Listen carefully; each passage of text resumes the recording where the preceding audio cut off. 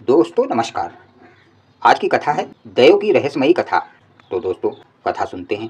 कथा इस प्रकार है। पुरानी पहाड़ियों से घिरा एक छोटा सा गांव था, भीतरपुर। कहते थे इस गांव में सब कुछ सामान्य था, पर एक शक्ति ऐसी थी जिसे कोई छू नहीं सकता था, पर सब महसूस करते थे। लोग उसे दयो कहते थे। ना देवता ना भूत, बल्कि ऐसा अदृश्य अस्तित्व जो भाग्यों की दिशा को बदल देता था। किसी के लिए वरदान, किसी के लिए अभिशाप और किसी के लिए रहस्य। भीतरपुर के सबसे वृद्ध व्यक्ति थे अच्युत। सफेद दाढ़ी, गहरी आंखें और शांत आवाज। लोग उन्हें गांव का ज्ञानी कहते थे।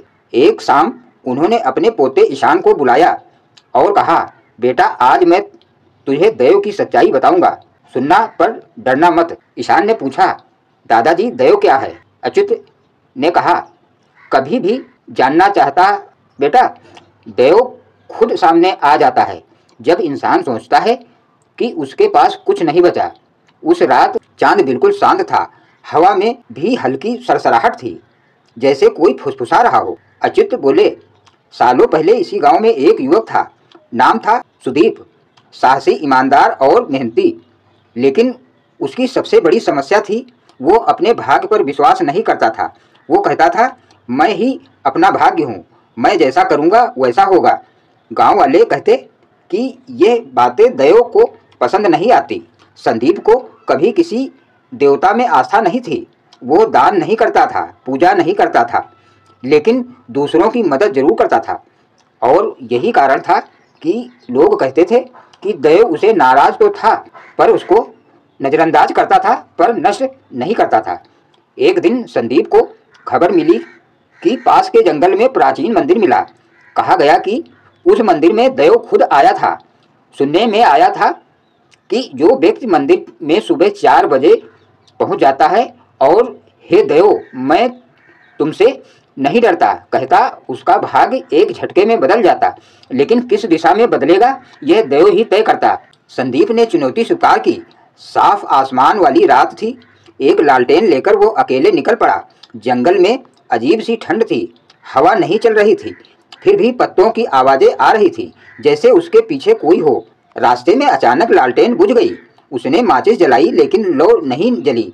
उसके कानों में आवाज आई, लो नहीं जलेगी, रोशनी तुझे अपने भीतर खोजनी होगी। वो चौंका, पीछे देखा, कोई नहीं।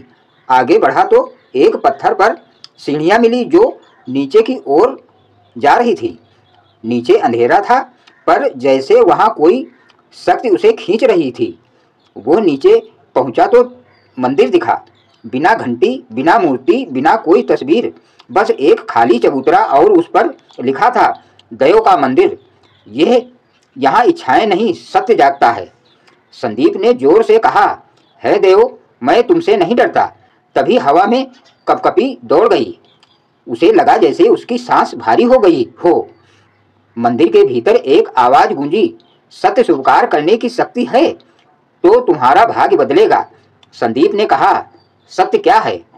अदृश्य आवाज ने कहा, तुझे लगता है कि तू अपना भाग्य खुद बनाता है, पर अगर तेरे सामने 2 रास्ते हों और तू गलत वाला चुन ले, तब भी कहेगा कि भाग्य तेरा था। संदीप ने उत्तर दिया, यदि मैंने चुना तो वो मेरा निर्णय है, और अगर निर्णय तेरे भीतर नहीं, तेरे आसपास के संकेतों ने कराया, तो क्या तब भी तेरा भाग्य तेरे हाथ में था? संदीप चुप हो गया। ये प्रश्न पहली बार जिसका उत्तर उसके पास नहीं था। आवाज बोली, तेरा भाग्य ना तेरा है ना मेरा, भाग्य सिर्फ एक प्रवाह है। तू उसके संग चले तो तेरा, विरोध करे तो शत्रु है। संदीप ने पहली बार महसूस किया कि उसके हृदय में भय उठ रहा है। तभी आवाज ने कहा, अगर तू भाग्य को चुनौती देना चाहता है तो एक आखिरी परीक्षा है। मंदिर के बाहर 3 रास्ते हैं। एक रास्ता तुझे अमीर बना देगा, दूसरा तुझे राजा बना देगा, तीसरा तुझे साधक बना देगा, चुन ले। संदीप मंदिर से निकला। सचमुच 3 रास्ते थे। पहला रास्ता रोशनी से भरा था, दूसरे में सुनहरी धूल उड़ रही थी, तीसरे रास्ते पर कोई रोशनी नहीं थी, धुंध और सन्नाटा। अचानक मंदिर के भीतर आवाज गूंजी, जो तू चुनेगा वही मार्ग तेरा भाग्य तय करेगा। संदीप बोला, मैं तीसरा रास्ता चुनता हूँ। मंदिर कांप उठा। आवाज आई, क्यों? वहाँ तो अंधेरा है। संदीप ने कहा, क्यों? मुझे अब समझ आया, अगर भाग्य चुनना ही है तो वो होना चाहिए जो जानता नहीं, तभी मैं जान पाऊंगा कि देव क्या है। वो तीसरे रास्ते पर चला।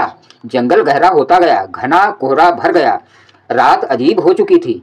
सितारे नहीं थे पर अंधेरा भी नहीं लग रहा था। ऐसा लग रहा था कि खुद समय ठहर गया हो। अचानक उसे एक वृद्ध पुरुष मिला। उसने कहा, पुत्र, तुझे बचपन में बुखार आया था। डॉक्टर ने कहा था बचने की संभावना कम है, फिर भी तू बच गया। जानता है क्यों? संदीप बोला, नहीं। वृद्ध ने कहा, क्योंकि उसी रात तेरी माँ ने पहली बार प्रार्थना की थी, सच्ची प्रार्थना। कहते हैं उसकी दुआ ने तेरे भाग्य को उस रात मोड़ दिया था। तब तूने क्या किया था? कुछ नहीं, पर भाग्य बदल गया। यह देव था। संदीप चौंक गया। ये वृद्ध कोई साधारण नहीं था। उसने पूछा, क्या आप देव हैं? वृद्ध मुस्कुराया, देव व्यक्ति नहीं है, वो दिशा है। मैं सिर्फ उसका दूत हूँ। तो देव चाहता क्या है? सत्य। अगर तू सत्य से भागा, भाग्य तुझसे भागेगा। अगर तू सत्य की ओर चला, भाग्य तेरे साथ चलेगा। फिर वृद्ध ने कहा, भाग्य बदलना चाहते हो तो पथ नहीं, दृष्टि बदलो। अचानक वृद्ध हवा में विलीन हो गया। संदीप आगे बढ़ा और एक झील के सामने जा पहुंचा। पानी शांत था, उसमें उसका चेहरा दिख रहा था। वो चेहरा वैसा नहीं था जैसा उसका होना चाहिए। उसमें एक बूढ़े व्यक्ति का चेहरा था। फिर आवाज आई, तू अपना भविष्य देख रहा है? अगर तू सही मार्ग पर चला तो तू साधक बनेगा और तेरा ज्ञान लोगों को दिशा देगा। पर एक कशमकश आज भी बाकी है, तू अमीरी और राजसत्ता छोड़ सकता। तू अमीरी और राजसत्ता छोड़ सका। सच्चाई ये है कि अभी भी तेरे भीतर तीनों की चाह बची है। संदीप के हृदय में एक खिंचाव उठा।